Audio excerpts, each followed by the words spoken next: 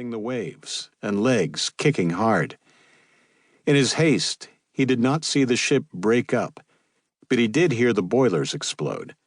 And when he turned finally and looked back, he saw nothing but a sea of floating heads to mark the men who had escaped, and the Parker's high stern plunging from sight. Without a life jacket, Ash did the only thing he could.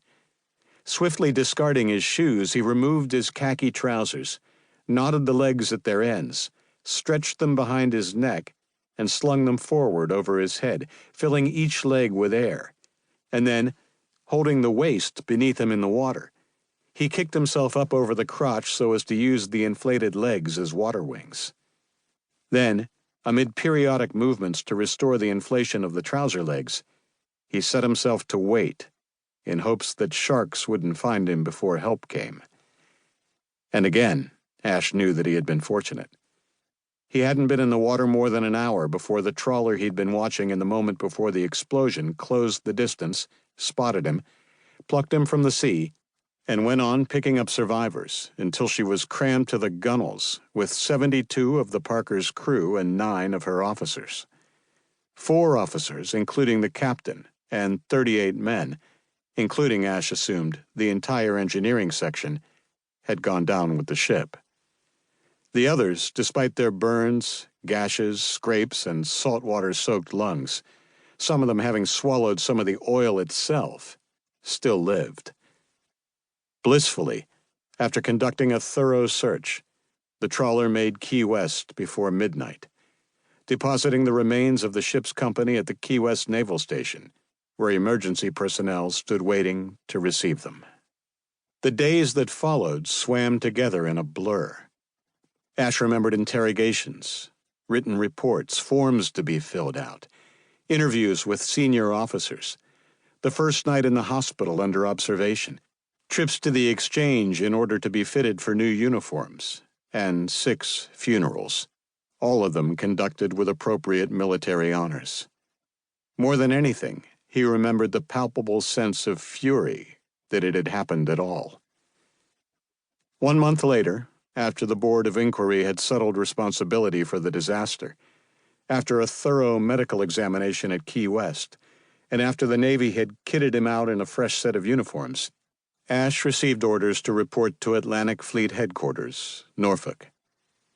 Reluctantly, he said goodbye to the few remaining friends with whom he had served aboard the Parker. As things turned out, and much to Ash's later surprise, they passed from his life, one and all, as though they had never been. 2. When Ash reached Norfolk, he found the streets windy, wet, and cold beneath a dense January fog off the Chesapeake. The train he had taken, an express, had been packed, so from Miami to Jacksonville, Ash sat on his bag or stood beside it near one of the car's windows. When a number of passengers finally departed in Jacksonville, Ash found an empty seat and slept through much of the night as the train traversed the Carolinas. Waking about an hour out of Norfolk, Ash managed a dry shave in the car's washroom, and then, because someone slumped into his seat the moment he left it, he once more stood until the train reached the station, where a paper cup of lukewarm coffee completed his morning ablutions. Discarding the cup into the trash and turning up the collar of his bridge coat against the damp, Ash walked outside and hailed a taxi. From the U.S. Naval Station's main gate, where the taxi deposited him, Ash bent into the wind and made his way toward the building which, according to the gate sentry, housed the Atlantic Fleet's personnel offices. It didn't. Instead, the structure functioned as a land-based administrative headquarters, where an obliging yeoman nevertheless stamped his orders and redirected him. "Personnel, sir? That's across the way, 3rd deck." Arriving on the 3rd deck of the building indicated, Ash found not an office, but a loft.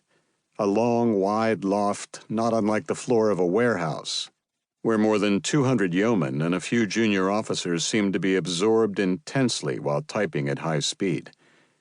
There, after yet another yeoman examined his orders, he was told, "You're to see Lieutenant Commander Sims, sir. All the way down the center aisle, 2nd door to your right."